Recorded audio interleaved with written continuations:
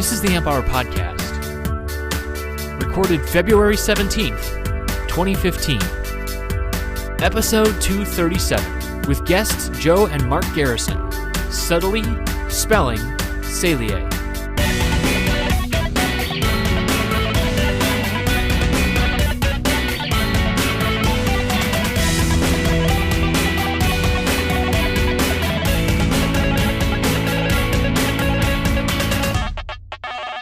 Welcome to the Amp Hour. I'm Dave Jones from the EEV blog.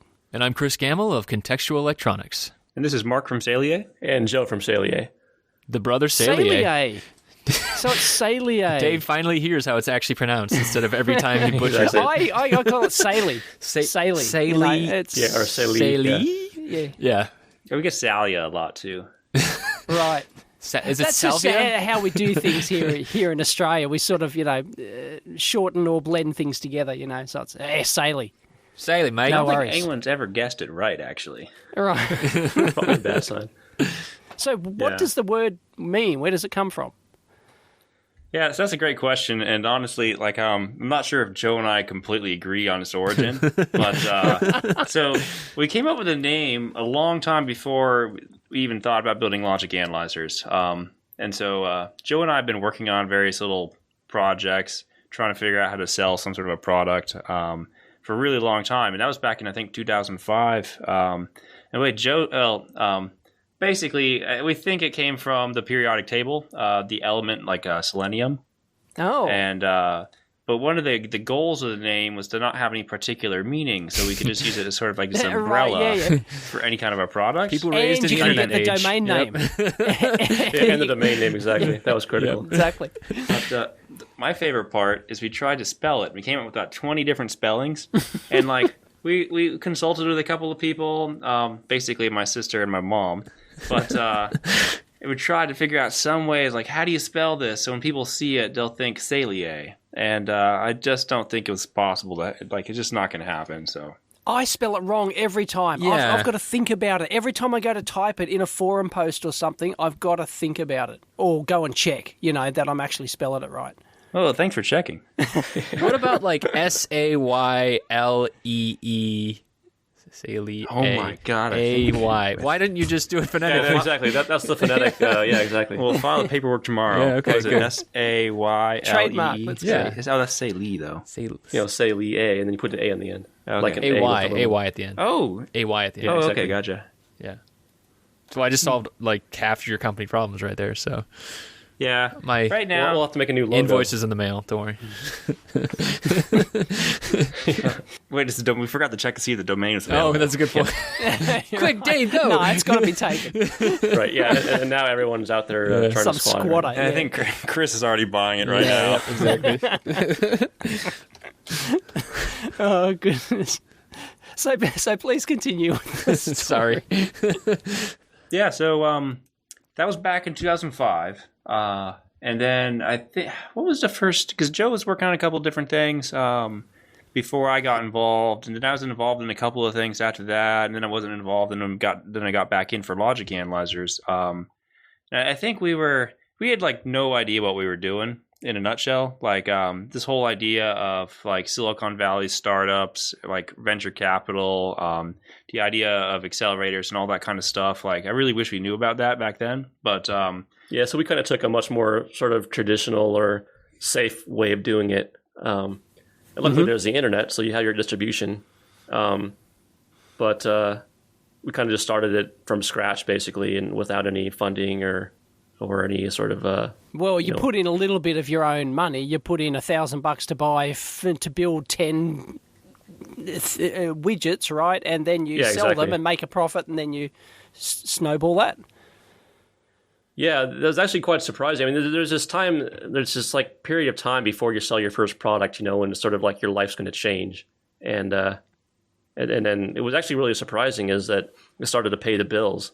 And it's just sort of kind of to go from never having started a company before and never actually sold anything to actually selling something to other people. And it's and then after a few months after that, it's kind of the new normal. Got it. So, did you have real jobs at the time? Did you actually do this at night in the garage, or?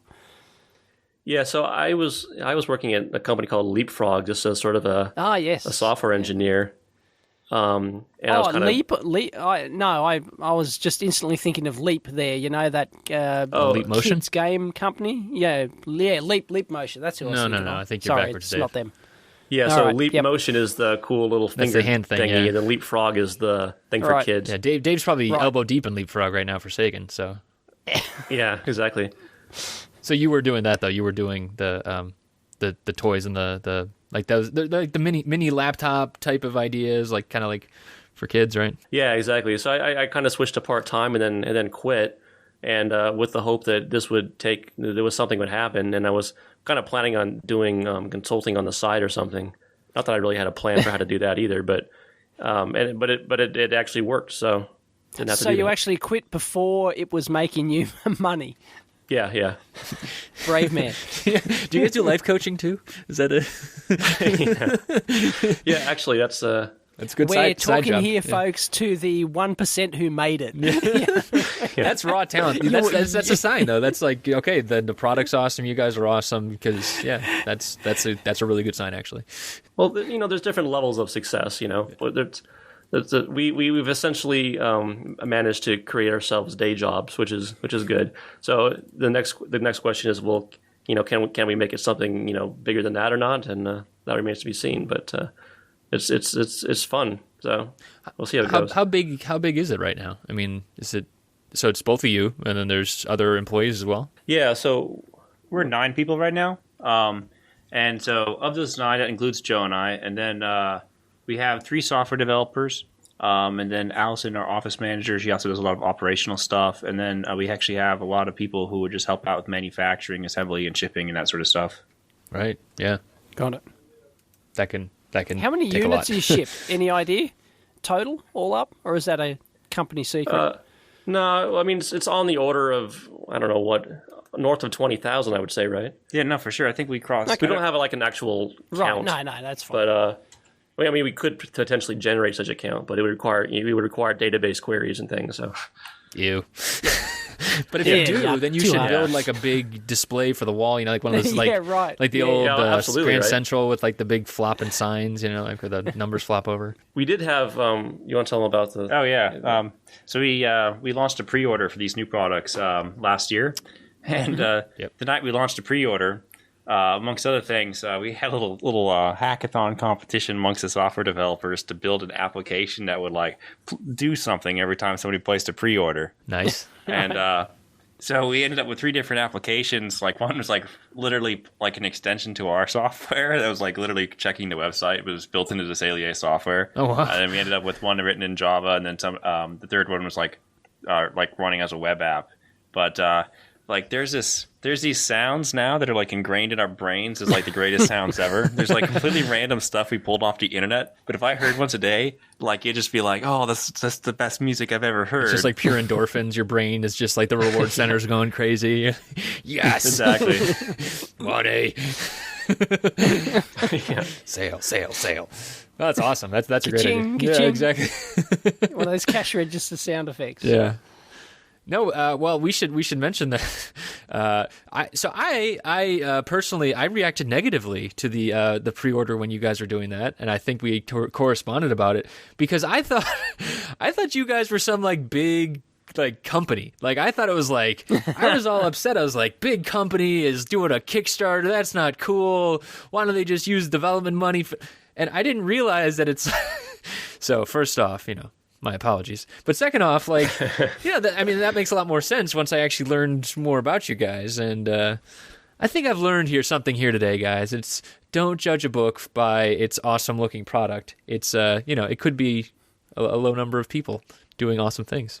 Yeah, I think that's actually really kind of a cool advantage that a small company has, and it's really a mistake, I think, to have a really boring about us page, or well, I mean, not that ours is great, but I think it really it helps humanize you if you kind of Yeah. say, hey, here's our story, and were real people that are just like you and that kind of thing. So I think that's kind of cool. Yeah. Oh, definitely. And it's a great photo you got on there. I love, like, to as you said, to humanize it, to put the faces of the people that are actually doing it on there. And there's the 9. There's the 9 of you, and, it's great. I love it. Nice. And your Halloween photo, too. I like that. Oh, that's right. I forgot about that. Yeah, it's a little smaller, but it's good. So how did that crowdfunding work? I mean, so aside from my initial negativity, and I think Dave was more positive about it, but yeah, I mean, it's a good question. It was a bit of a mixed bag. I mean, like, in the very short term, it worked well because we have a lot of people that are excited about it and that sort of thing, but ultimately, a lot of our customers, perhaps the super majority are, or the majority at least, are professionals, and you really want the tool on your desk. You don't really want it to be in a pre-order. It's I don't know. It's not just like this extra thing that you're getting for fun, right? It's an actual part of what you do, and so it's not that attractive from that standpoint for people at IBM or something or Intel or whatever to be part of a pre-order. Right. Going to your boss to get an invoice, and then you're like, and it'll be here exactly, in 8 months, maybe. Yeah, exactly. We're not really sure when it'll be here, and of course that dragged on longer than we were hoping, and so that I'm not sure exactly what we would have done differently. I have to go back and think about that, but I'm not sure a pre-order would have made sense. I think there probably were some other options we could have gone to figure that out. Because basically what happened is that started to stretch on, and because the sales we're basically cannibalizing our old products, and the sales are pretty low because it's sort of a pre-order, and most of our customers don't really go for that. That's the Osborne effect, isn't it? Osborne effect. I've never heard of that. You've never heard of the Osborne? You youngsters. The Osborne effect. We're looking it up now. Osborne Computers back in the day, right? They announced that they were like the leading portable computer maker, right? And by portable, I mean luggable, like 30-kilo luggable, right? And they announced this new product that they were going to release. And all of a sudden, their entire sales just dried up overnight because everyone waited for this new product, which they didn't have, right? It was actually vaporware, right? They didn't have it, and they went out of business because all their sales dried up because they made this pre-announcement. So it's called the Osborne effect. Yeah, exactly. It's like, what is it? The first rule of sales is sell what you have. Right, yeah, right. Yeah. So you learnt that lesson the hard way, or it didn't put you out of business? Yeah, I mean, it was a bit of a mix. I mean, we had some revenue from the pre-orders. That's the whole Kickstarter idea. Oh, of course, yeah. But we were already stretched pretty thin as it was. Because we had more people to try to launch this product, and so the whole idea was to get up to actually production, but have enough money to properly fund that production, right? Yeah. And so it got pretty tight there at the end, and then the problems you guys read about, soon thereafter. Oh yeah, we'll get to that. That's one of the main things we want to talk about. Not because of the negative, but because of the positive from it, like the learning from it.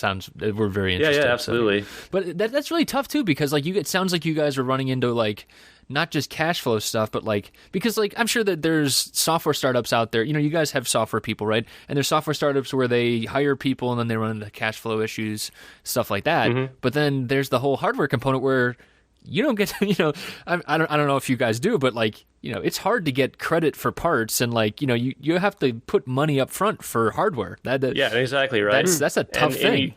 And if you're really, really smart about it, you can kind of play that game pretty well. But if you're not super smart about it, then you don't sell your stuff before that net 30, or if you get net 30, problems, right? Yeah, exactly. Yeah, or the net 30 isn't quite for the amount you need. Oh, and so you end up sort of Can you explain net 30 for those out there who don't know? Yeah, so most suppliers will they'll basically loan you. Basically, you order the parts and then you pay for them 30 days later. And it's super common. And honestly, I'm not exactly sure why. I think it's just sort of this cultural thing. That's just sort of the normal way it goes. Yeah, just accounting standards and basically cash flow stuff, because a lot of companies need that, and because receivables and what is it, account receivables, and whatever that one is. They're just slow. It's just there's a lot of volume. So basically, you go to DigiKey or you go to Avnet or whoever, and you say, hey, like we'd like to get terms. You say you would like to get terms, whatever. And they say, okay, fine, send us your references or whatever. And so we have this piece of paper with a whole bunch of people that have already, chicken or egg problem, have already given us terms. And then they would do whatever they do over there to say, okay, you're worth $5 or $10 or whatever $1,000. And then that's the amount you can use terms for. After that, you have to pay, cash or credit card or whatever. Oh, I didn't realize that was for a set amount. I never realized that, because it's almost like they're extending. I mean, it's like a credit card effectively. Yeah, exactly. They're extending you credit, so there's a limit on it. Because that cash flow thing is interesting, because that's basically like there's a story about like Apple. Basically, they got net 60 or net 90, and they would build and sell everything before, they actually had to pay. Yeah, and that's the ultimate. Basically, big companies do that. They throw their weight around, saying we only pay net 60.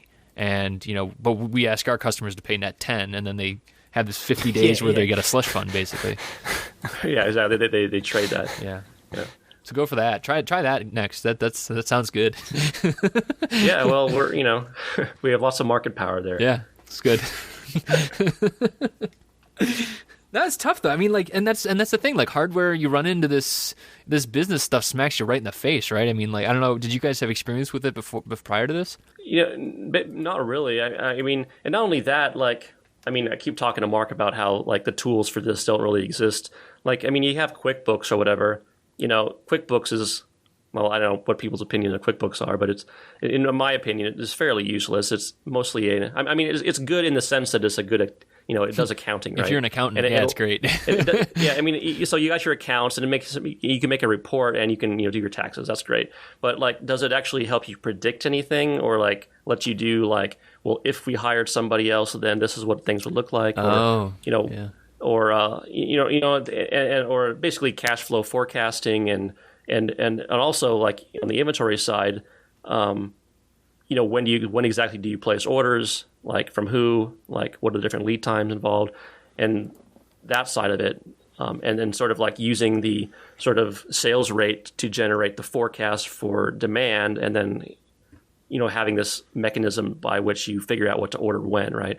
And to my knowledge, that doesn't really exist.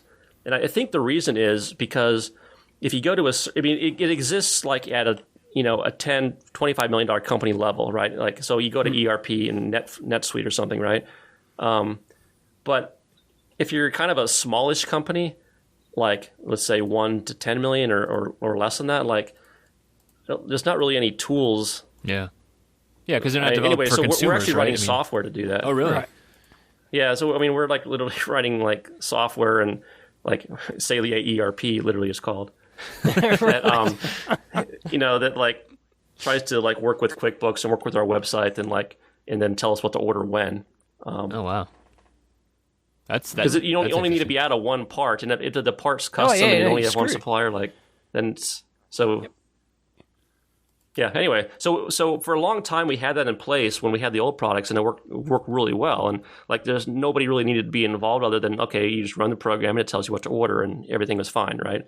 But when you get into a situation where you have new products and the tool is not quite working with the new products yet, and you don't really have massive amounts of cash, you have to like anyway that also got us into trouble. So not having like really professional grade so like cash flow management, I think really contributed to our problem too. It's certainly not finding out that it was going to be a problem until it was kind of like already a big problem. Yeah. Cash is king, right? That's the phrase that they always spout. Is that you don't really appreciate that until it. I mean, it's really kind of like an empty saying until it's like, because they're just numbers in your bank account, right? It's kind of weird, but anyway. Right, but those are static numbers. And it's worse when you have full-time employees. You've got 7 other people. Like, you can go without food for a month, right? But your employees, you've got to pay them, right? Yeah, exactly. Yeah. It's hard. And there's this transition period between like going without food for a month, like it solves like a real problem, but it quickly transitions to the point where it's like, man, if we sold there's nothing that you personally do. There's nothing that you can personally do to actually have a material impact on the survivability of the company. You know what I mean? If you didn't like, if you just didn't take a salary at all anymore, like that's only such a small percentage of the cash required to operate that. anyway, it is it's kind of unfortunate. If you were that borderline, then you probably weren't a viable business anyway. So exactly. that, saving yourself by not paying yourself then. Yeah. Tough business. Hate all this business stuff. Why can't we just produce hardware and not have to deal with all that other crap? I feel like the most productive time was actually before we started. I mean, back in 2008, before we actually shipped anything. It's amazing what you can accomplish when you have like nothing else to do but work on that thing. Crush some code this weekend, right? Exactly. It was awesome. Yeah. No customer support, no shipping problems, no contract manufacturers. Yeah. So let's ask about that. Maybe that's the obvious question. Why aren't you guys using a CM? I mean, was there a conscious decision at one point where you said no, we want to do this in house, and why? What drove all that? Well, so a couple answers to that. I mean, we're still using some suppliers, and increasingly so. We'll talk about that. But first of all, traditionally, when you build like a consumer widget, you go to China and you have like one supplier, and they build 10,000 a week, right? Right. And we're sort of in a position where we're not making anywhere close to those sort of numbers. So it doesn't really make sense to build, $10,000, at a pop or anything. So we can't go to a traditional CM who sort of does everything. Well, I mean, maybe you could, right? So, but it's not super obvious that you could. So instead, we go to like individual suppliers who, build the parts individually, like so the machine enclosures, the circuit board, the circuit board assembly, and then we bring it all back here and do final assembly and testing and that sort of thing in house, which actually kind of reduces risk, makes sure you have pretty high quality and that sort of thing. But so that model works fine. So the real question is like, why did we decide to in-house do our own circuit board assembly, right? Yeah. Or in the future, maybe we would want to bring machining in-house or something, or aluminum anodize in-house or something. Oh, so goodness! What are the reasons why you wouldn't want to do those things? So it's like my understanding of the circuit board market. So basically, it started out as being a pretty obvious cost move, right? So we're doing circuit board assembly in the U.S. And we're paying about 5 or 6 cents per placement, which I believe is pretty standard in the U.S., right? So that means every single part on your board costs 5 or 6 cents. It's kind of medium, small volumes. But when we launch the new products, the number of parts on the board, because they're analog and they're many, many channel analog, the number of parts dramatically increased. And so, I mean, our Logic 8 product has like 500 parts on it right now. And so if you do the math, it's like a really big chunk of money. And if you look at like how much, it's like hundreds of thousands of dollars a year that you're paying for like putting these parts on the board, right? If you do it in the US traditionally. And so if you look at like doing it yourself and you like could put together a spreadsheet and you figure out what it's going to cost and the labor and all this stuff, like you're certainly at 2 cents, if not 1 cent. And that might be extremely naive to say, but if executed flawlessly, if you're really smart about it, for sure. So that's what we looked at. But now the other thing to say is that, well, why can't you just go someplace else and get those prices? Like you can certainly go to China and or other places. And I'm personally not super excited about China right now. I'm actually more excited about going to Mexico or someplace where I can, visit easily, same time zone. Yep. Totally. It's like, I think a little bit more similar culturally even. Absolutely. Or even other parts of the States too. I mean, you can go to, certain parts of the Midwest and, just lower cost of living areas. San Francisco is probably not the best choice. Exactly. We're gonna do manufacturing at the top of the Empire State Building. We figured it's going to be cheap. Exactly, right. But generally, I think like the other reason you want to do in-house manufacturing is because you want to do it. Is because you think it's cool. You think you would love to have this beautiful like immaculate kind of factory kind of thing with like the different machines and you're building everything yourself. And it's a beautiful customer story too, right? You have customers come by, you have videos like, we're building this stuff. Or we take pride in building it ourselves, etc. Right? Plus, so picking places cool. are awesome. Yeah, exactly. Right? Like a lot of the stuff's really awesome. Robots for the win. Yes. Yeah, the company's run by engineers. It's not run by like manufacturing like managers or something. It's like, we want to build a pick and place machine. We don't want to outsource this. Are you in to build it too? Wait. No. That's another story. That's the dream. Oh That's my the god. dream. But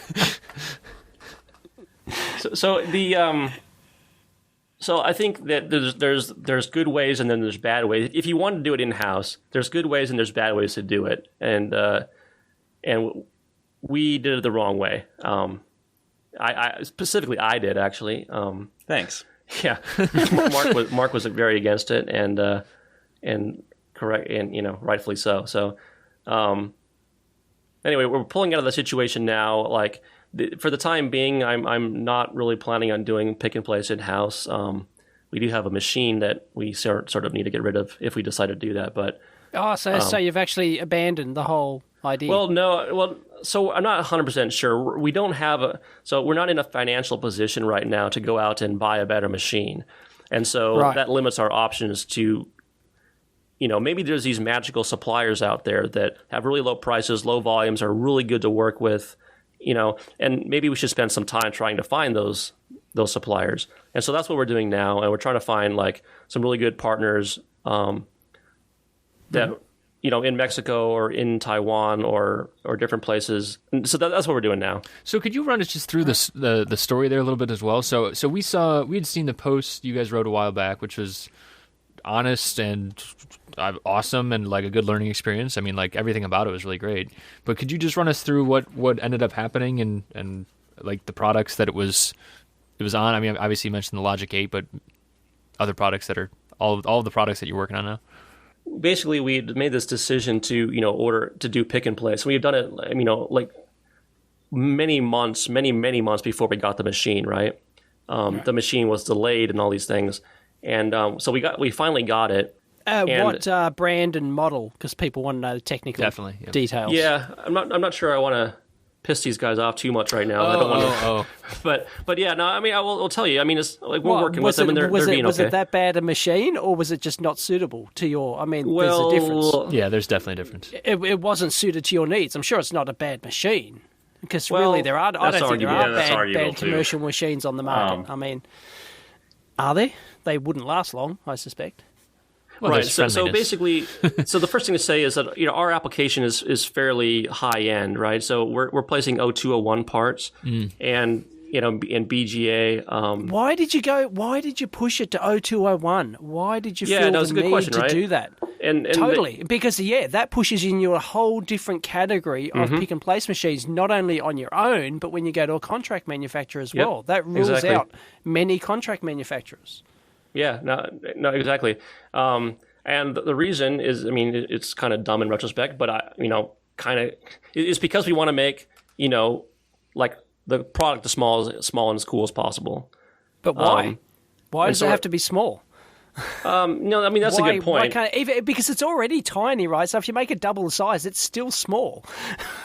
Yeah, well, I mean, we didn't have the right advisors back then, let's say. I mean, basically, just come on the amp hour. We could have told you. We're just making stuff as we go along. Was it the Embedded podcast? Did they tell you to do that? Because Alicia, I don't know. Her and Chris, I don't know.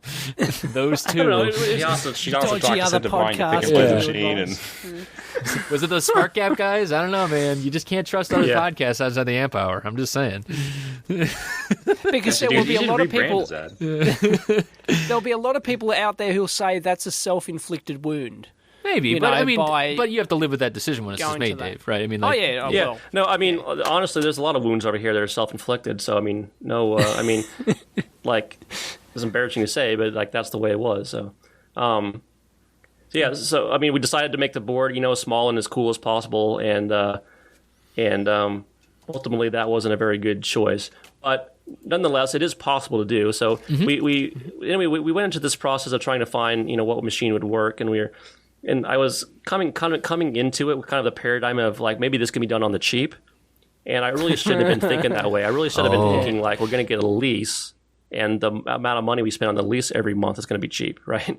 Like, Right. That's much better paradigm to be coming in on it. So you guys went to go buy a machine outright. You're saying, like, finance or buy a machine outright? Yeah. So we decided we're going to buy this thing, and so we went to ManCorp, which and they've worked with Adafruit and SparkFun, sorry, and a number of others. I think even Pololu, and so there's stuff written about them online, and it's like seems like they work, Yeah.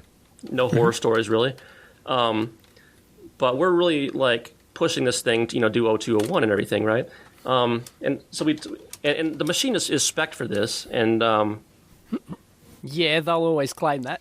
yeah, no, exactly. But the problem is, like, ultimately what really happened, I think, is, like, no one had really pushed this machine as hard as we were going to push it, even though it was technically spec'd for it. And so they really hadn't had any actual customers, using this every day, like, at least the latest versions of it. Right, because there's a difference between motor, like, precision that can get to that that repeatability, and then one that does it every day.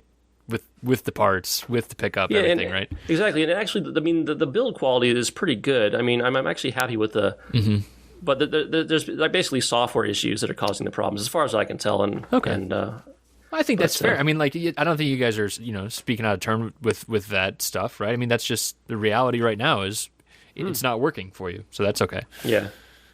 I think like the smarter move would be like there's this company called Juki, which is basically like machines that are used by CMs. I think is probably if you're going to do it in house. Juki's one of the bigger ones. Yep. Yeah, like I mean, it's going to cost more, but if you talk to the salespeople, they actually like can try to find you used equipment and like all sorts of different deals and stuff. They really want to like make it happen. So I think like going with like machines that actual CMs use is probably the right way to go. Yeah.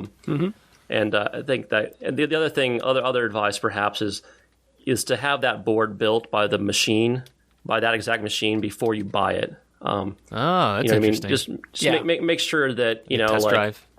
Yeah, exactly. Yeah. And I think that would have been pretty smart. There's really no limit to how much due diligence you could do. Like one of the things I really wish we did is contact. I think we did end up. I can't remember. So we had contacted some customers that they provided to us, but we really should have like insisted on. We want to talk to customers who do 0201 and BGA every day, right? Right. And not because the machine technically, if you're doing 06 or whatever, 03 or 0604, I can never remember. Like if you're doing 0603 all day long, like this machine would work. You wouldn't really notice the error, right? Yeah. Right. And there's always even if a machine can do an 0201 but it's slow to do so, that could impact you as well, right? In ways that you might not even notice. Where if you have to take, 80% more time per board to do it just because you need the precision on the placement, then that doesn't really help either. Yeah, exactly. How did you so when you guys were doing research about this stuff, was it mostly just kind of seeing what's online? Because it can be tough to find, stuff like that, I'd imagine. Yeah, no, this is definitely a big failure. I mean, basically, there's multiple failures here. One is just a due diligence failure on machine selection, right? And I kind of got into this, talking to their salespeople and everything, and just kind of got into the bandwagon of this is what we're going to do. And I really should have like had channels open with many companies, all simultaneously, and as well as the things you're talking about, like build the actual board on the actual machine, select a machine that actual CEMs use every day in production, things like that. Gotcha. No, that's really good. I mean, because I'm sure that someone listening right now is thinking about starting up a assembly place somewhere. That could definitely be helpful to try that stuff out. So that's good. That's really good to know. Or just stick to 0603, 0805, 1206s. 1206. You can, You'd spit them at the board.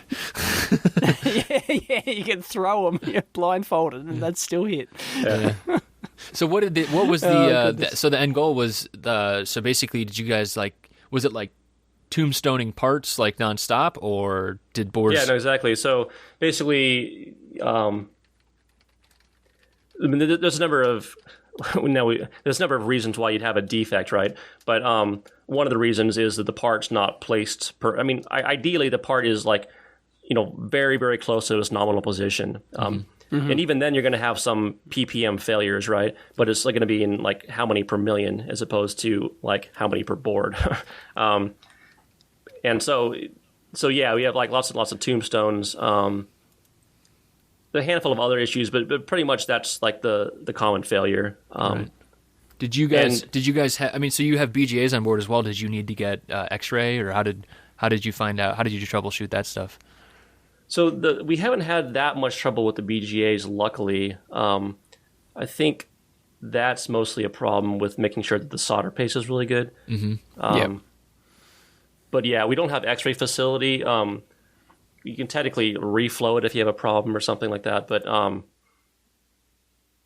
yeah, I'm not 100% sure how useful X-ray actually is. I mean, I think it's useful for like really obvious, like you have a short between balls or something, or things like that. But if there's some sort of intermittent issue or just not connecting well, like I don't think it's useful for that. But you can for a product like yours, you wouldn't bother. Yeah, you wouldn't bother X-raying it. You'd whack it on and you'd get your process right so that you're going to have one failure in 10,000 or something, right? And then you don't even bother solving that. You just toss it, right? Yeah. Or or you can do a reflow or whatever. But generally you wouldn't bother.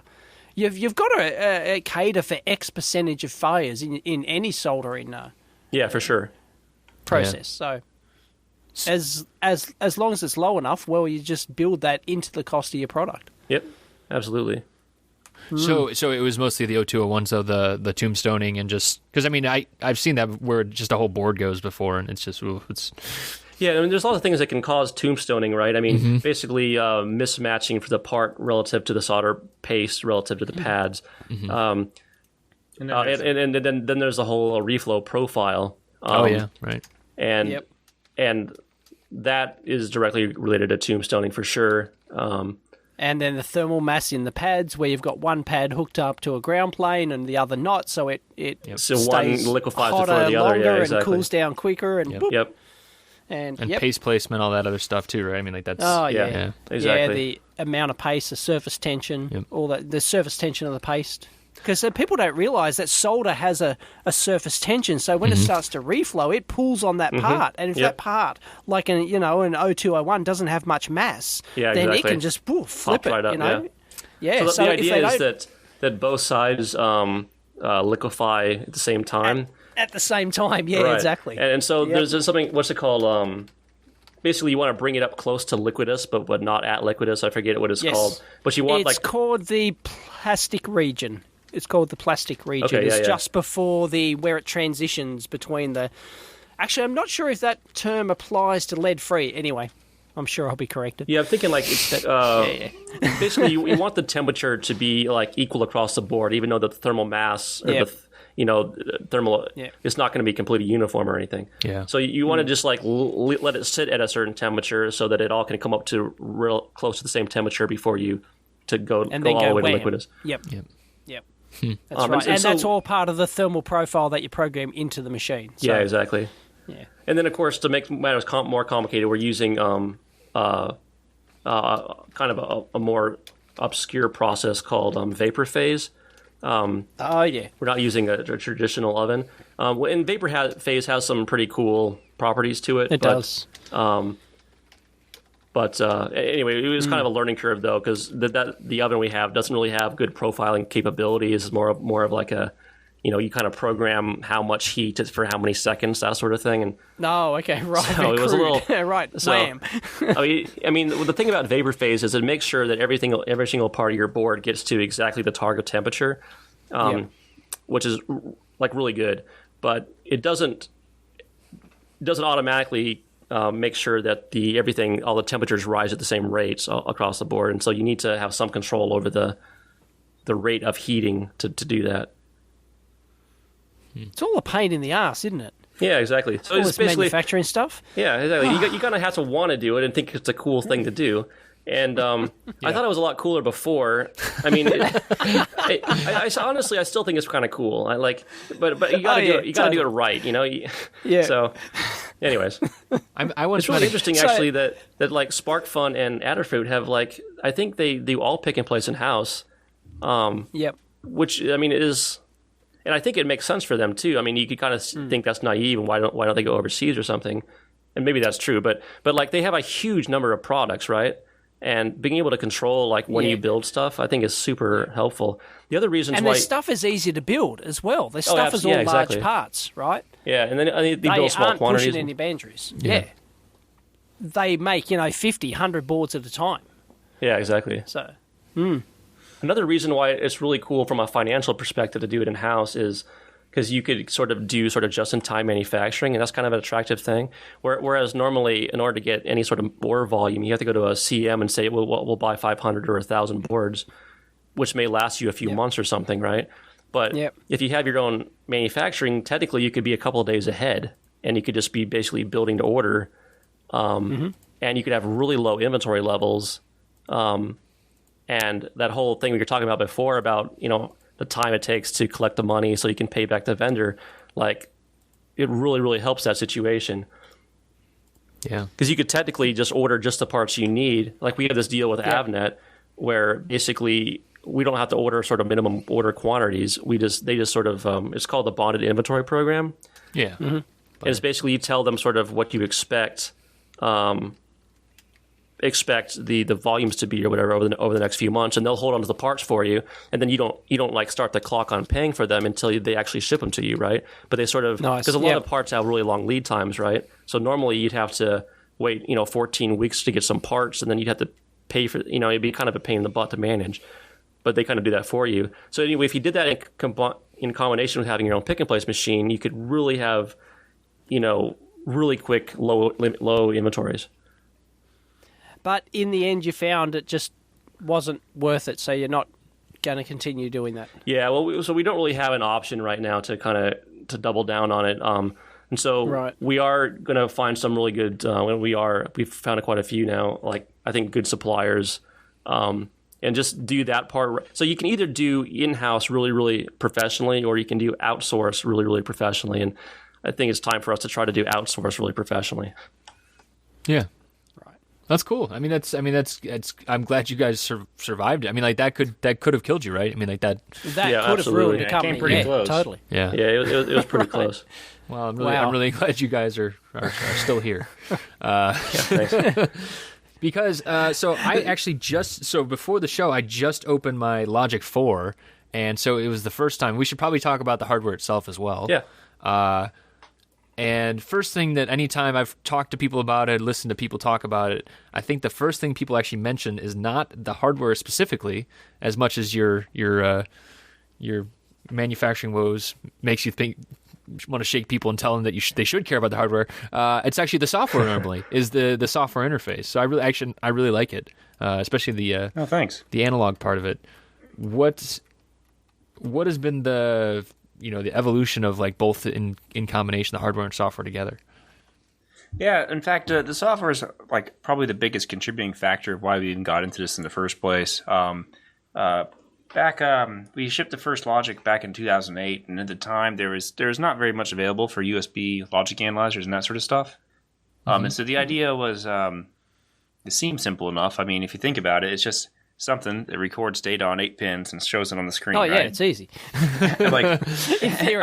Honestly, like, I was really shocked. Like, Joe's using, Joe really needed this tool for something he was working on at the time. And a lot of this USB logic analyzers and scopes, not that there are that many available, like, if they did exist, they made exactly the same mistakes. They had exactly the same problems that benchtop tools would have. In many cases, we've seen people put knobs in the software where you have to move the mouse in a circle in order to turn them.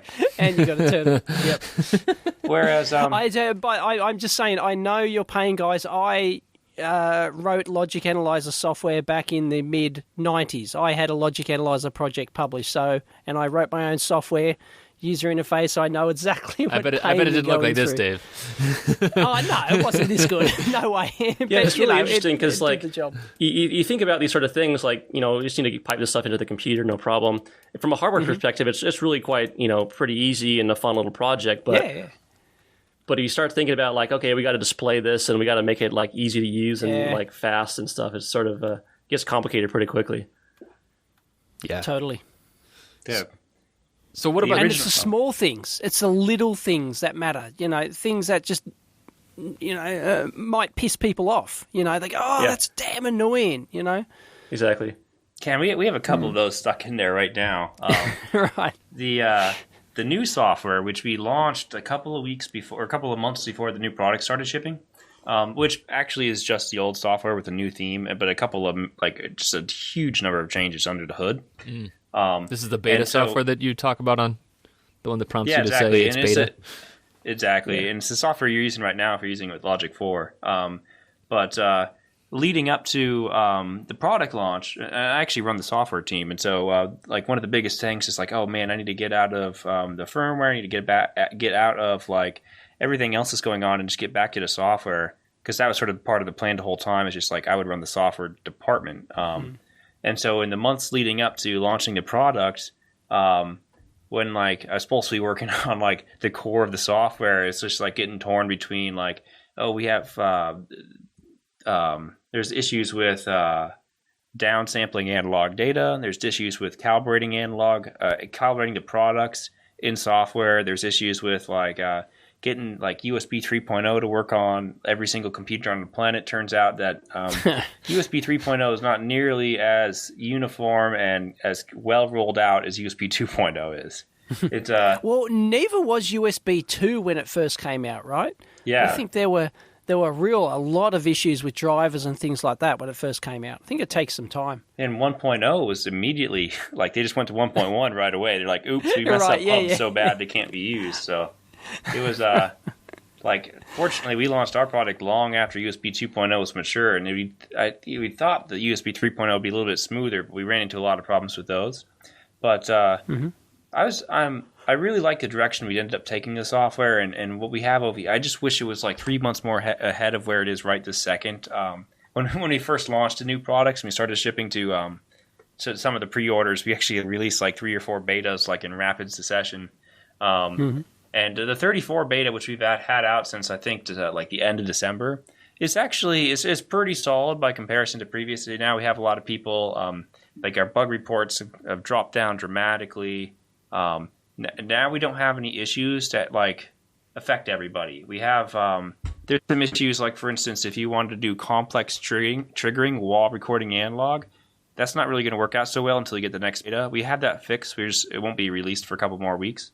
And then if you have if you're collecting right now with the current software, if you're recording analog at a high sample rate, you're going to be limited to maybe 20 or 30 seconds of recording, and the basically it's because even though your computer has 16 gigabytes of RAM, analog data sampled at 50 megasample per second, that takes up a lot of RAM. Yeah. And so we it's not just ones and zeros anymore, right?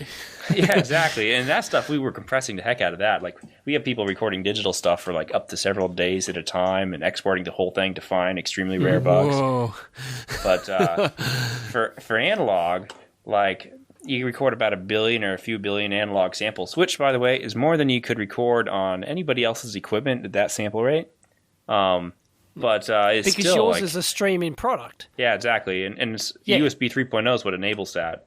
I should probably mention about how the product works. All of our products, they record, the hardware is very, very simple. It just it samples digital, it samples analog, and then it doesn't do much there. It just immediately streams it over USB. And then this desktop software, that's where all the heavy lifting is. That's where the user interface is. And that's sort of why our products are sort of worth anything at all, really. And so what we have to do in there is we record that data as it arrives. We recorded all the memory, and that's basically where your sample buffer comes from. And then we even actually do the trigger algorithm in software, where we just search the data stream. And it's because some of our products don't have the hardware horsepower to do that, or they're completely fully utilized. And we think we've been able to do software triggering pretty well so far. The new products have a few minor issues with software triggering if you're really pushing it to the limit. If you're recording 100 megahertz SPI bus over USB 3.0. Does the triggering happen in real time on the stream, or do you get a little buffer of that and then search the buffer? How does that So the stream is really just a bunch of buffers about 1/30th of a second each. All right. But we're actually, under most circumstances, we can actually search that in real time. So the latency between when the trigger event occurs and when we actually detect it in software is going to be less than a 30th of a second. Which, by comparison to the amount of pre-trigger buffer space we keep around, like you can select up to about 1 billion samples. It probably doesn't matter. Yeah, it doesn't matter. Yeah. It's not until that data arrives so quickly that you can't actually keep up. If you can't process that 1/30th of a second of block in 1/30th of a second, and this is purely just like an optimization problem, then software trigger will not work at all. Because you end up, you'll run out of RAM before you find the event. And so we have, like, the latest software does a pretty good job of that, unless you're pushing the product to its absolute limits. And we'll have that fixed pretty soon. It's just an optimization problem it looks like we're moving on, like we're getting really close to the solution. So what is the practical limit right now for software triggering in terms of speed? So if you're looking at, so it depends on your computer. But our testing shows that if you're feeding in data, like if you're looking like a 10 megahertz SPI waveform, like clock to 10 megahertz, and say that you'd be sampling that at about 100 megasample per second, that you can sort of, let's say if you wanted to trigger on like the enable line going low or a specific pulse width or something like that, you can trigger on that right now. And our trigger is pretty basic. And one of the reasons, by the way, our trigger is so basic, and it's not quite as complex as like an arbitrary state form or waveform thing you can program up, right? Is that instead of spending all that time trying to trigger on the exact right event, why not just record the whole thing? Then it's a search problem. It's not a trigger problem. In search, you don't have to do it in real time. You can take your time. And so what we want to do is just really build that up. And so we have people, they're asking about, occasionally people will ask, hey, can I trigger on an I2C packet? And right at this moment, you can't directly trigger on it. But what you can do is you can just I2C, we can record that for weeks. And so you just record as long as you want to, guaranteed to have it, and then you can search for the packet right in our software, and then it'll just zoom right there. You can go backwards and forwards and search for other packets. Yeah, and it's like a brute force approach almost. It's really smart. I mean, it's using the surplus of resources on the computer basically to solve the problem. Yeah, I think so. The biggest things for us for the software was we decided to go cross-platform a couple years ago. Originally, we were Windows only. It was 2010 is when we finished it, I think, right? Okay. So it's more than a few years ago now. But that was a really big point for us, because before that, we'd written all of our Windows software in C#. Man, I miss those days. Talk about supporting only one platform is like so much easier than trying to write high-quality cross-platform software. We ended up switching to C++. With a couple of you guys, I think were mentioning GUI frameworks on a talk like 2 weeks ago or something. But we were, I think on the inbound. Were we? You sure that was us? Yeah, well, you were talking about GUI software for like 8086s or something like that. But yeah. Oh, right. Yeah. Got it. I was going to say, that's right. What is this interface, and why are we saying that it's GUI? That's about my level of GUI knowledge. Man, that slowed us down a lot, just because everything about software development for multiple platforms is just so much more of a pain, and so we're trying to move back in a direction to speed that up again, which we're really excited about. But we went cross-platform, and so I think about 25% of our customers are not running Windows. So then I haven't looked at that number in a really long time. So we have a lot of people on Linux, a lot of people on Mac who really like it, and you're serving the underserved, right? Have you got any stats on who's using what actual platform? Or is that not possible? Well, we just most of the way we track it is that the when the software automatically. Oh, sorry, I was not talking to the microphone right there. When the software automatically checks your updates, it uploads which OS version it's on. And so we just sort of track it that way. And so we're just like, we can, for any given month, be like, how many people check for updates on Mac? How many people check for updates on Windows and Linux, that sort of stuff. And then also bug reports. And so we have a breakdown of the bug, every time you hit upload bug report. And please do, by the way, that helps out a lot. But so we can track it all that way too. And the answer is? So it's about 75% Windows users. And then it's about Linux and OS X are about even split, and I haven't checked on that in a year or two. Okay. I think we've actually looked at it more recently because we look at each beta release and we compare the exact number of crash reports from this beta release to the previous beta release for the same number of users and that sort of stuff, trying to make sure that like when we release a new beta, the total number of crash reports goes down and not up. Right. And so I can't remember the numbers from those, but those are much, much more recent. But I think a big part of it, especially when we only had one little product, Logic, was that like the huge chunk of our market is hobbyists and people working on this stuff, and maybe they'll be running on their Linux box or on a Mac, and they're not using like it just because they like that operating system better, and that's what they're used to. Right. Yeah. And so, in fact, honestly, like they are probably the reason we even exist. If you Google search for Logic Analyzer right now, we'll be like on near the top of Google, if not the first one. And that's because people like get their Logic Analyzer and then they talk about it on forums and blogs. They post videos about it. They recommend it on Twitter and stuff like that. And no one's doing that for a benchtop Tektronix device. No one's bought that and then gone home and been like, I'm going to tell all my friends about how great this Guys, the $20,000 interface is so was, great. right? I love clicking through menus on a Windows NT based system Yeah, exactly. on a cart. Don't connect that to the internet, by the way, or you'll get tons of viruses. Yeah.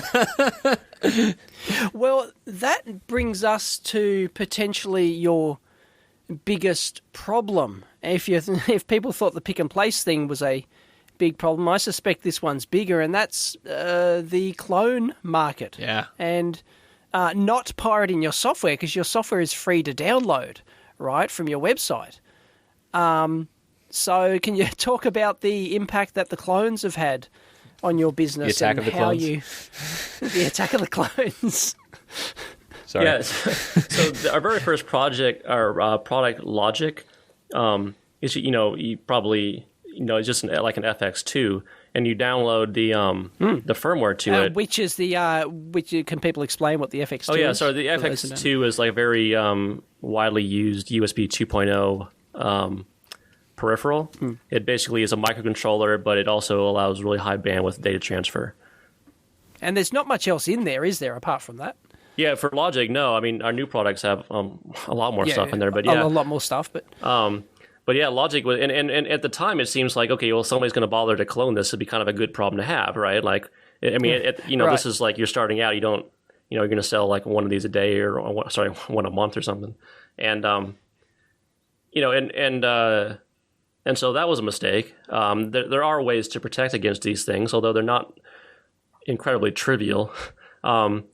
Or necessarily effective. Yeah. Or necessarily effective. Yeah, you have to. And so what basically people are doing, in the case of Logic, is they're just building the FX2 and putting the same EEPROM content as we put in ours to say, hey, this is a Logic analyzer or whatever, right? And so there's really there actually is one way to find out whether or not it's a clone. And we actually were tracking that. I don't know if we've looked in a while, but. What? Yeah. One of the really interesting things is one of our competitors has a really similar hardware architecture to ours, the USB EE. And just because the FX2, I mean, it's basically a Logic analyzer in a chip. Yeah. And there's lots and lots of other Logic analyzers based on this. But they got cloned at the same time, basically the same way that we got cloned. And they actually updated their software to detect these cloned products. And then they basically tried to fight back a little bit. They all they did was brick the device basically by like writing like gibberish to the EEPROM, right? They bricked it just like the FTDI I was going to thing. bring that up too. Yeah. Oh yeah, I forgot Really? about that. Yeah. Yeah. They bricked the device. Time to go on another rampage, Dave. No, I'm just kidding. Well, actually, that's a really interesting question, right? So we weren't gonna we weren't gonna do that because we thought that that's not a really good PR move, right? Of course not. Right. You would go out of business. Right. Yeah. Agree. If you started bricking devices, but I don't think anyone would have any problem with your software just not recognizing detecting it and saying, these and going sorry. Yeah, we're not playing it's ball. genuine. Yeah, so that's fine. the thing is, like, the one thing that I don't know what those guys are doing, but like the one thing that we can sort of exploit to find out whether or not this is a clone device or not, it would be a very easy thing for them to change, right? Right. And so we would have like this one time where we could do this, and we've thought about that a lot, right. although not recently. And then they'd fix it. Yeah, exactly. They worked around it really quickly, and we thought about like other creative things we could do with the clones. Like we could detect it and then suggest you upgrade or something. I don't know, but with the second coupon product for a new one, basically, buy a Logic 4. Here's 20% off. Yeah, exactly. So for the next product, Logic 16, we try to build in some protection, right? And I don't know if we want to talk about exactly how it works, but hardware or software? Yeah, the hardware. So we download the contents of the FPGA and the FX2 over USB, right? But we want some way of the hardware to say, hey, or the bit stream, the FPGA bit stream to say, hey, I'm an authentic device or I'm not an authentic device, right? Yeah. And then sort of not work or not do anything if it's not authentic, right? And so that worked for a while, but what we actually found people ended up doing is writing their own FPGA bit stream, right? Like putting it sort of like on an EEPROM or something on the device itself, so they would and basically kind of using our protocol, right? Which is fairly straightforward. I have to ask the question here. What is the price difference that makes people go to such lengths to do so? Is it that extreme, or are these people just... It's 1/10, I think. I think it's almost a tenth. Yeah, exactly. So I mean, first of all, generally speaking, if you're a professional engineer, you're not screwing around, right? No, you wouldn't bother buying a clone. Yeah, exactly. So it's really if you're really price sensitive and go ahead. I was going to say, just to add to that note, if you're a professional engineer and you're like in a Western country or in the United States, you're not going to buy one of these things. But we've actually found people who didn't know that these clones were even clones. Right. And that's a problem. In countries with language barriers and stuff like that, where we don't really have any kind of coverage, but this clone stuff's available either in Chinese or various other languages. They'll be like, they'll assume it's the real product, and we've actually gotten technical support emails. People write in saying, "Oh, I had this problem with this device, and the red LED's turning on." And I'm like, "We've never shipped a product with a red LED ever." And so that's the problem. Yeah, right. Because you definitely don't want to support it then either, right? But you don't want to look bad in piss them off. Yeah, we don't like. My personal opinion, and we have a little bit of data to back this up, but is that the clone problem is mostly affecting is mostly centered in China. I think the vast majority of the clone products are actually in China, and by comparison, we sell very few actual products to China. Right. And so it makes no difference to your bottom line, effectively. Yeah. Now, for now, well, it's not nearly as bad as it could be, right? Like, my biggest fear is that, like, why would you spend $150 when you could spend like $10, right? Like, and I'm honestly, like, our problem with the clones isn't that they built a USB logic analyzer that's hardware similar to ours. There's lots of those. It's that they specifically use our software. Like, we'd be perfectly happy if they either develop their own software or there's several different USB or like open source logic analyzer front end tools. SIGROC is one of them.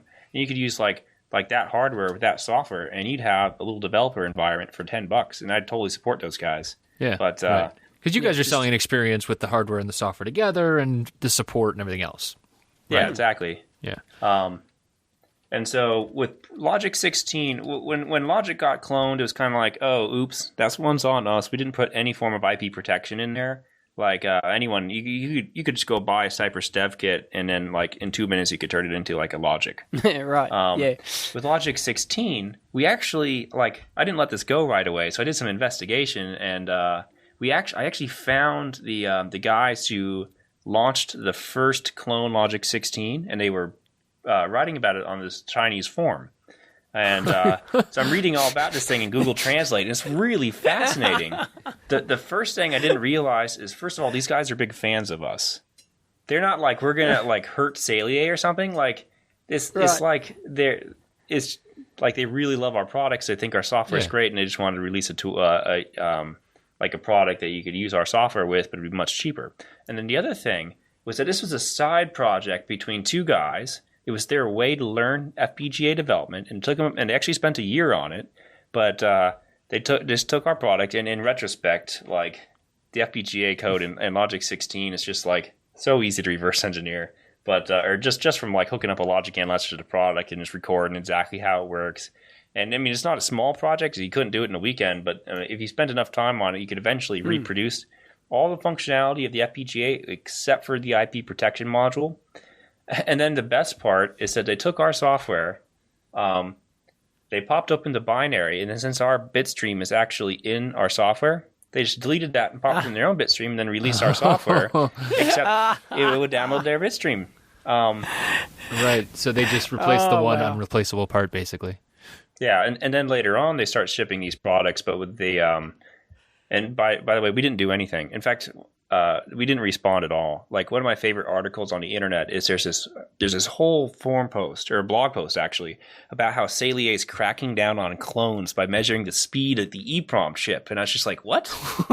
And he goes on and on about how, like, oh, this is this really sneaky thing, and they try 5 times to download some information from the EEPROM, and then after that, they just determine it's a clone device. And so all you have to do is replace the EEPROM and duplicate the contents. And I'm like, we do that test because the EEPROM's failed. Like, that's our EEPROM fail check. You got a bad board. You tell us the truth. We know. We'll get the truth out of you. But we did do something. We did a little something about Logic 16, and this is all out in the open now. If you've there's a couple different websites that actually mention what we did. But Logic 16, there's just like the software has to communicate with the FPGA, right? And since they duplicated our FPGA bitstream, that means if we change ours, they have to change theirs. And so I was like, I wonder how quickly they could change theirs to duplicate ours, right? And so, in like, I don't remember, a couple of versions ago, we changed like the register map or something really simple like that, right? Like, if you actually were there with, if you were there with a logic analyzer, you could figure out what the new register map was because we didn't actually change anything else and fix it. And I was like, well, that'll just figure out whether or not these guys are out of the, like, they're not working on it anymore, and then it's only just distributors that are using their work, or they're actually actively involved, right? And it took them, like, I think they had it fixed in 48 hours after our beta release. Oh my god! Wow! And so after that, I was like, okay, now we know that they're on top of their game, so let's just leave it until we have like a really cool solution. And I think Logic 16, because they didn't actually break the IP protection, they just bypassed it. There's still an opportunity there to add an extra layer to the bitstream and that whole PC communication that would basically like remove that avenue completely and sort of like patch up that way. And then the clones would all work with previous versions of the software, but then we could say, okay, all the software versions after this. And then you have this question of like what the user experience should be like. Because at the same time, we don't want to piss anybody off, and is it worth it or not? Because we don't even sell this product anymore. And do we want to put the time into it? And so, which one? The original Logic 16? Or the Logic 16. Logic, that's a lost cause. There's really nothing we can do. Gotcha. But no, this is really interesting too, because I mean, like, so we've talked about it on here before, right? The FTDI problem came up, and it's good that you're not doing it like that. But there are practical issues here, right? I mean, we were talking about cash flow earlier. This directly could affect your cash flow. You said it hasn't yet, but it definitely could. And there's just survival issues at a certain point. Yeah, and so these new products. Yeah, I think what's really we'll talk about that in a second. But what's really interesting, I think, is that this like is really so basically for this to affect us, those products have to enter sort of the the European and the U.S. market in a big way, right? And most channels to do that, such as Amazon and eBay and Alibaba, etc., this sort of violates their policies, right? And so it's kind of a pain in the butt, but you can take down things, and you can do all these things to try to have these things taken down. But in China, if let's say you're an entrepreneur in China and you built this cool logic analyzer or something in China, like there's just nothing you can do for it not to be copied, right?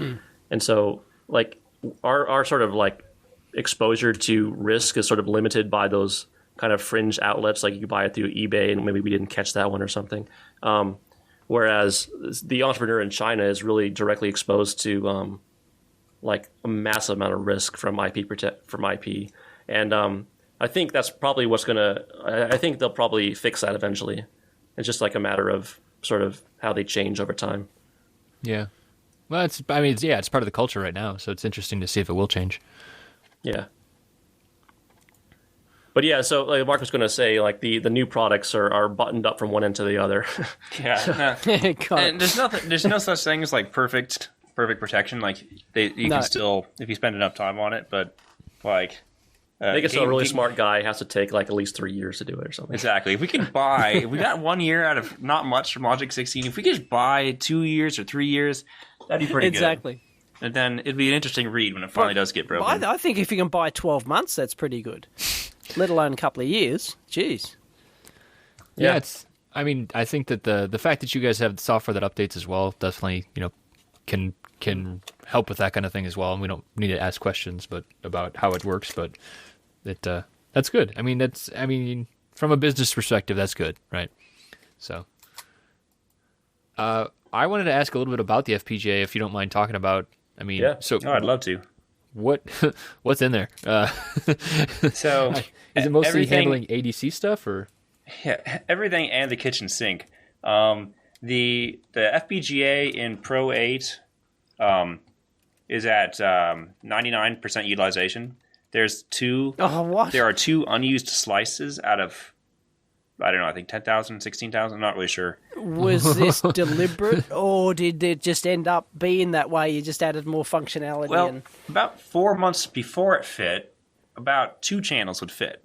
So the options were get a bigger FPGA or make it better, right? And what I really like about this situation is a great example of, like, in retrospect, if we just use I was kind of green when I started this thing in terms of, I wrote all the VHDL and I was kind of green when I started this. And so in retrospect, like, it was a much bigger project than we originally anticipated. And there's a few areas that I don't think I was quite prepared for. Like, there was a lot of learning curve in terms of signal processing.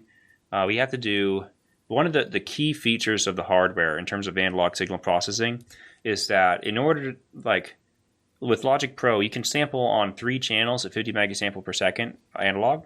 But if you wanted to sample on 4 channels of analog, you have to lower the sample rate in order to hit the USB 3.0 bandwidth requirements. Yep. And so with digital, you can just throw away every other sample and no harm done. But with analog, you can't do that. You start getting aliasing problems, right? Damn you, Nyquist. Yeah, exactly. And so one option is if you had a magical analog filter that you could just, like in front of this, a magical anti-aliasing filter, you could just like bring in the 3 dB point of that, and then the thank you, Chevy Chev. Sorry, but exactly. And so, but if you can't do that, then what you need to do is you have to filter it in hardware before you decimate. It's a classic downsampling problem. But doing that on like 16 channels at once at 50 megasample per second on 12-bit samples, like, that was a little unprepared for it. And originally our solution was we're going to use an IIR filter, and we learned IIR filters like end to end. Beautiful, but really hard to use beasts. Yuck. My main takeaway is don't do it in fixed point math. Yes, that is correct. Right. And if you do it in fixed point math, use like 32-bit multipliers. Yeah. But so there's actually quite a bit more going on there. That's why these FPGAs come with multipliers. Exactly. Yeah. Unfortunately, the ones we have only come with 18 by 18 multipliers, and this is why we put so much effort into this. There's like, we have 3 different topologies of the IIR filter designed, and I really wish we shipped it just because of how crazy it ended up getting in order to like get this thing in there to fit and make sure that each state wouldn't overflow, but also there wasn't too much rounding error, because an IIR filter is just to give a basic overview, as you have samples coming in. It's a type of digital filter, and so you're getting these analog samples, and what you do is you take, for every analog sample you get, you take that one and you take the couple ones before that and you multiply it by some constants and you add them all together. And if you were building what's called a finite impulse response filter, an FIR filter, that would just be the answer. And all you need to do is have these like set of constants. They're called taps. And you'd have yourself a nice little filter, and it can do anything you could do with like an analog filter, asterisks. And I was like, oh man, they have great characteristics. Like the phase delay, the group delay is constant and is perfectly constant, right? and like could there's possibly minimal go ringing. wrong? Exactly. But in order to decimate from 50 megasample per second to say 1 megasample per second, you need like a 200 tap FIR filter. Yep. And that would cost you like $1,000 a chip for an FPGA that could do that. Right, because each tap needs a multiplier, right? Exactly. Or you need to be running, or you need to fold it right? down, pipelining, all that crap. Right. And by the way, we had the first version of the design would only run on the high-speed grade FPGAs because their multipliers could run at 350 megahertz, and the regular one could only run at 333 megahertz. The design after that, like, oh man, it got folded down by a lot. One of the biggest constraints turned into like pipeline problems. Yep. Turns out pipelining is great for anything that does not have feedback. But the moment a stage downstream has to feedback to a stage upstream, that limits the number of pipeline stages you could have in between those two. Yep. Otherwise, the data will never get back upstream fast enough. And so I finally designed one, and like I have an intimate knowledge now of how the DSP slice is like the DSP 48A3 or something like that, or 42A3. Right. So this is a Xilinx part. Yeah. Is that right? And it's that proprietary one where you can't, even if you wanted to, you'd never be able to actually switch it over to the Altera or anyone else because it's the Xilinx logic block, right? The DSP slice, we actually looked at Altera DSP slices. Well, we're willing to tell them that it's possible to switch to Altera. Yeah. We'll glue an Altera chip onto the circuit board and be like, hey guys, look what we built. Lower our prices. But so just to sum up though, we ended up using a different type of filter called a CIC filter, which stands for Cascade Intercomb. It's actually a really cool, popular filter for embedded products. It's got some interesting limitations. You can only lower the sample rate by a power of 2. So if you open up our software with like Pro 16, for instance, you'll notice that it can sample at 50 megasample per second. And then the next one is like 12.5 megasample per second. And then the sample rates, they end up with a lot more decimal points than you might expect. You're like, it's like 72, or 720 something kilohertz, which we have some different ideas on. Maybe we could like change the sampling clock, but overall people seem to be fine with it. But so there's that component, and then we have to sample the digital inputs at 500 megasample per second. And part of me wants to go back because I think we could actually, by a firmware update, push it to a gigasample. Knowing what I know now, like I'm like, oh man, I think we're so close to pushing those parts to a full gigasample per second. You'd only be able to do that on 2 channels at once. But there's a couple of other things you could do with that. But so we use these special these hardware blocks, these hard IP blocks. They're called they're hardware deserializers. So it thinks that the input is a serial input, and we convert it to parallel. And we have to do that for the ADC. One thing a lot of people ask us is if we have like a one ADC that's like multiplexed, but there's actually 16 ADCs. Yeah. Hittite sells this sort of like magical ADC that has 8 ADCs in it, all clocked at 50 megasample. So nice. So that was a cool part. Yep. Eventually, we're gonna have to design it out. Unfortunately, they got bought by. Why is that? Yes, they got bought out. They got Analog Devices bought them. Yeah, ADI, and then they like we saw that one coming though. As soon as we heard that they bought them, it's like ADI sells really expensive high-end ADCs, and Hittite sells really cheap ADCs. I wonder if they just want to take the hit. They're just like, we'll just ditch all of our expensive products. We probably weren't making any money. So anyway, no, I think they bought them for their RF stuff. Yeah, for sure. They have a huge product line. You're right. But so they're just killing ADC lines left and right, and so we have about 2 years to figure that one out. But right. Last buy. Yeah, exactly. The famous last buy call. Yep. You have 4 years of stock worth in your building, even if you're not doing assembly in house. Yeah, exactly. So you said that you had never done FPGA programming prior to this, though? Not professionally. Actually, the very first time I learned FPGA programming was back in like 2009 or something. It's a really funny story. Logic 16 launched in, I think, 2011. I think May of 2011. But we actually, the very first design version of that thing, which we never ended up fabricating because we didn't quite finish it, was something. It was the similar hardware to Logic 16, but internally it was called Logic Pro. But it had, in addition to having 16 inputs, but we were going to put like some DDR2 RAM on there, which is something we still really want to do. But What, you want to sample locally? yeah, exactly. But still get away from having razor short buffers, because a lot of the logic analyzers and USB attached oscilloscopes, you'll end up. There's a nicer one. Still put a little bit of RAM on there. I know Picoscope puts like a gigabyte of RAM, which is great.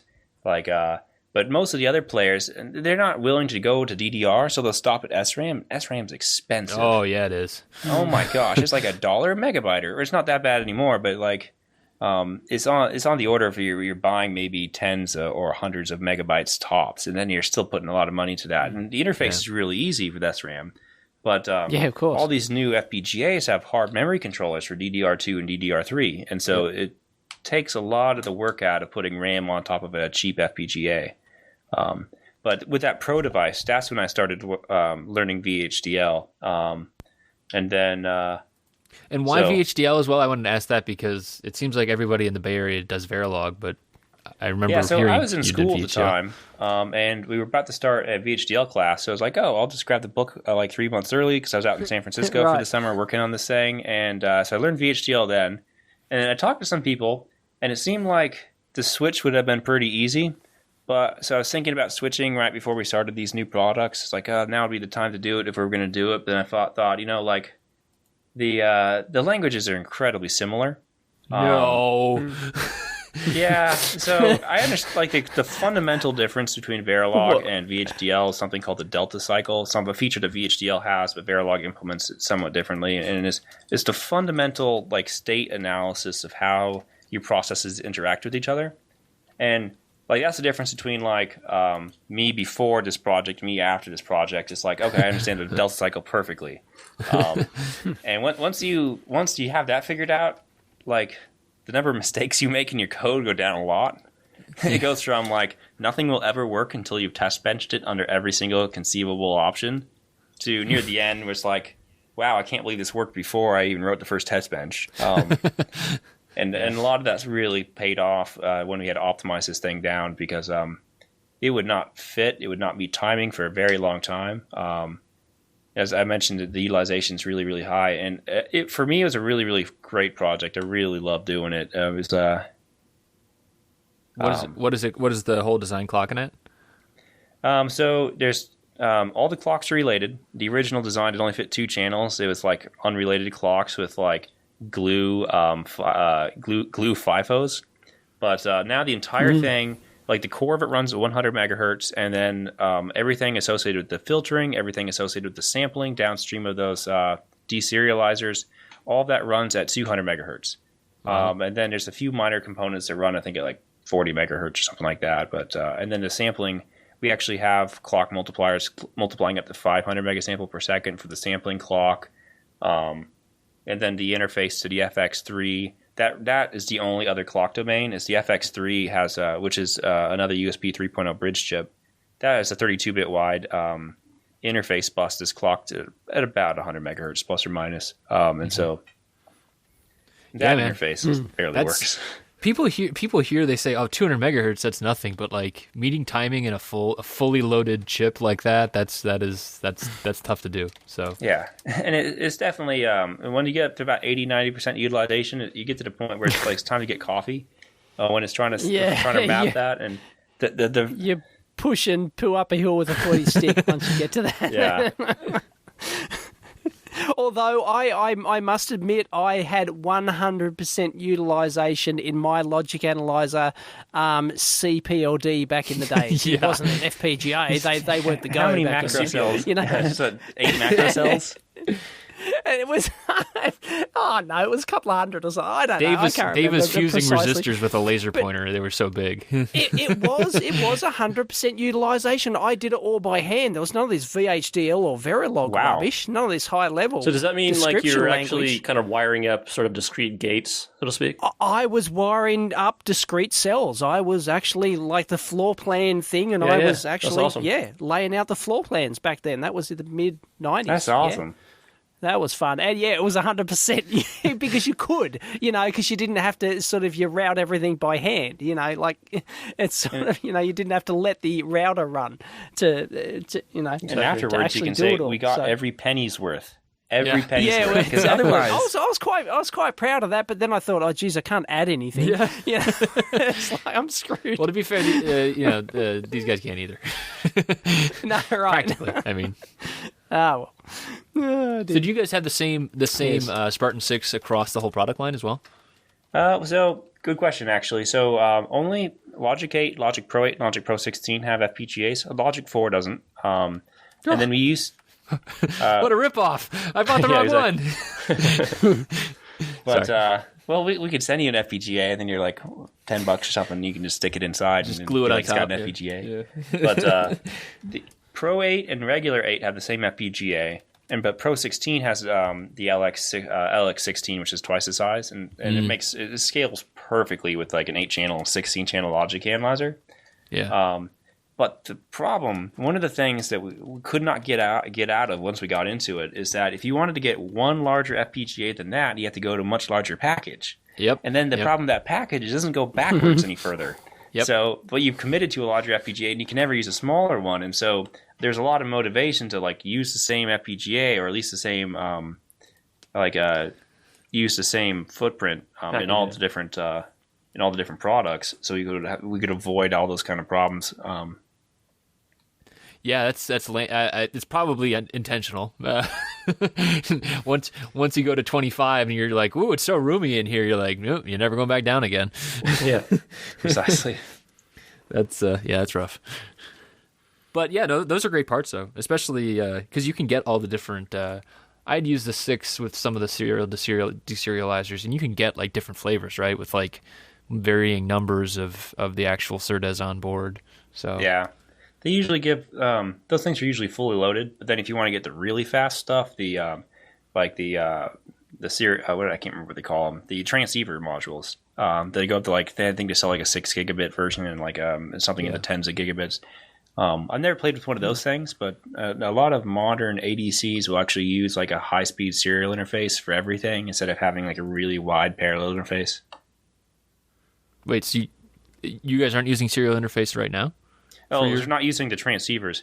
The transceivers are dedicated silicon, and there's usually only a few of them. They're used for PCI Express interfaces. Oh, yeah. Okay. Anything like 6 gigabit plus. But for anything, the regular, otherwise, every single I/O pin has a built-in deserializer and serializer.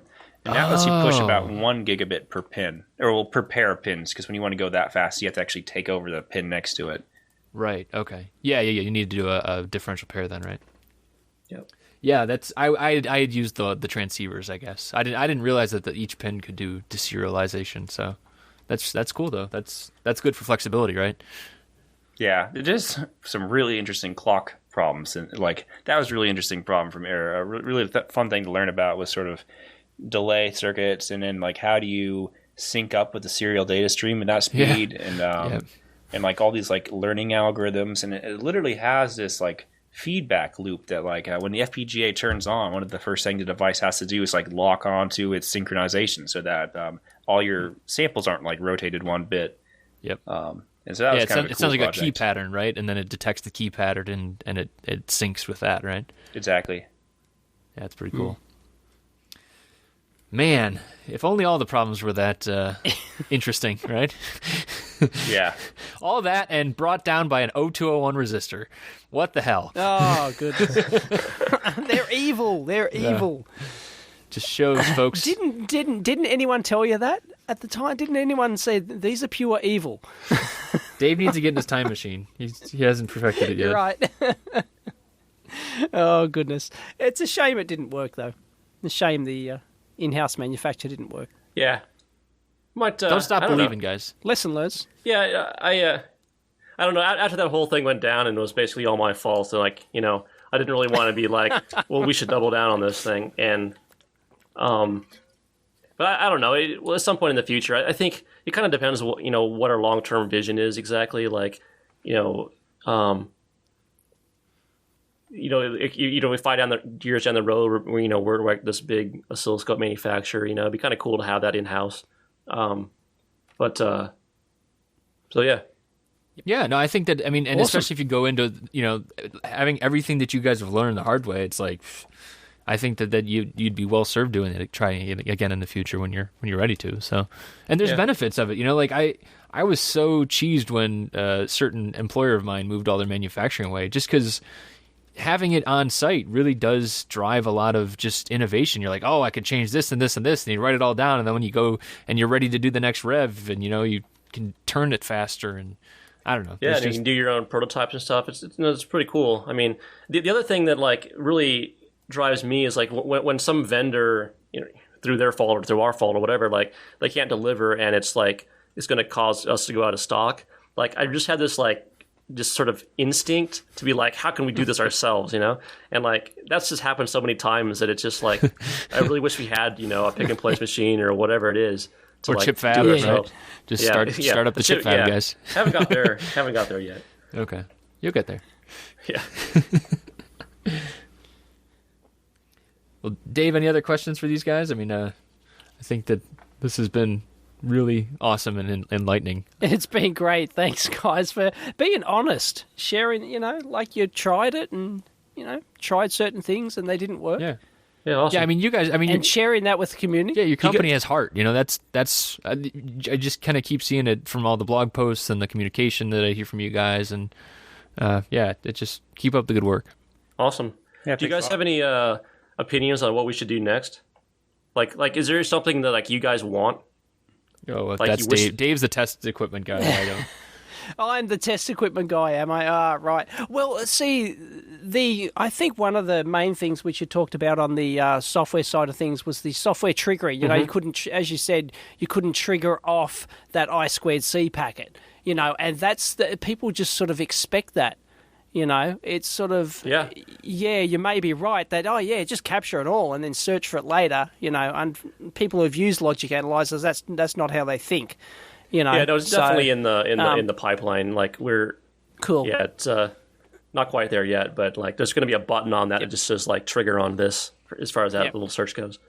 Yeah, I haven't looked at your analog product because I've only got the Logic Analyzer version, the Logic 8 or whatever it is.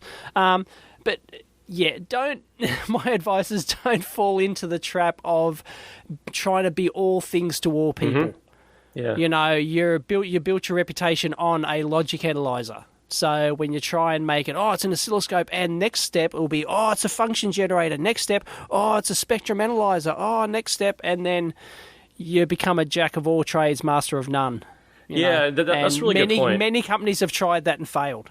They really have. There's some awful products out there that try to do everything, and it looks great in the marketing. You search it on eBay. This does a spectrum analyzer, and it's a scope, and it's a logic analyzer, and it's arbitrary waveform generator, it's this and that, and it cooks your breakfast for you, and then you find that it's just, it's just crap at everything. But the eggs are delicious, don't though. Fall into that. They're delicious. It's a really interesting problem because you try to figure out like what exactly is the right set of features. I mean, you could build all those things really well separately, and then people are going to want them to be integrated or that sort of thing. And there's also from a competitive point of view, like somebody slaps on some output capability onto their thing, and now it looks like you guys suck because you don't have it or something. So it's kind of I don't know. It's just it's a tough thing to kind of figure out. But I totally are with you on that. Yeah, it's the Altium trap. I used to work for Altium, and their big problem was, they tried to do everything, and they just, it was impossible to explain to them. There's nothing wrong with being the world's best PCB design tool. That's it. Yeah, the world needs that, and the same thing with you guys. There's nothing wrong with being the world's #1 logic analyzer. I see, yeah. Some people just try and branch out too far, and they...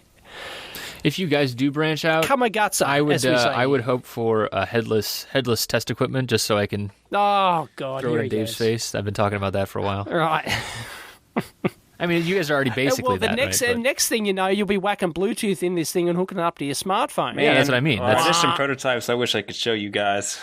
No, that's effectively what I mean, though. What Dave's saying is, it's a natural evolution, but I think that your interface is already pretty well primed for a touch interface, so that's good. And I think the logic analyzer market, though, I mean, because so many scopes have it built in, if you try and go too high end, you're going to run out of market real soon, I think. You know, the reason you're successful is because you've done a low price product.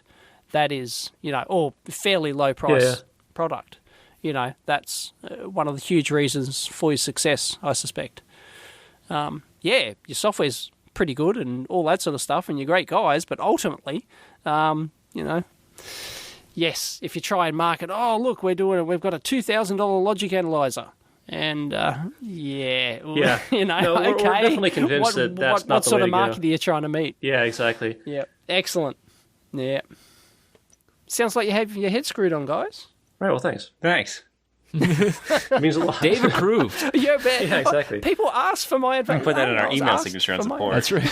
Yeah. We've got our head screwed on. So, do you guys actually have a slogan, like a company slogan thing, like a one line? You know, I guess not. No, Not there the you go. nerdy Get product onto or it. Nerdy. Never mind. No, right. It's I can sure you can pay some company oodles of money, some marketing company oodles of money to come up with some ridiculous catchphrase for you. Yeah. No, don't do No. that. No. All right, guys. Well, hey, goodness. thanks for being on. People can go check out SayLeeAy.com. Let's see if I can get it right. SayLeeAy. Awesome. yes. I may have been looking at my And logic for you it. have no problem if I continue to call it SayLeeAy Yeah, go for it. here in Australia. No, I think that's fine. All Yeah. right, cool. All right, People done. just need to Google Logic Sailing. Analyzer and they'll find it. So Yeah, that's true. I tried Right. it. It works. Awesome. That's awesome. All right, guys. Thanks for being on the show. We really appreciate Yeah, it. no, thanks for having us. It's Thanks awesome. for joining us, guys. absolutely. Talk to you soon. See ya. See ya.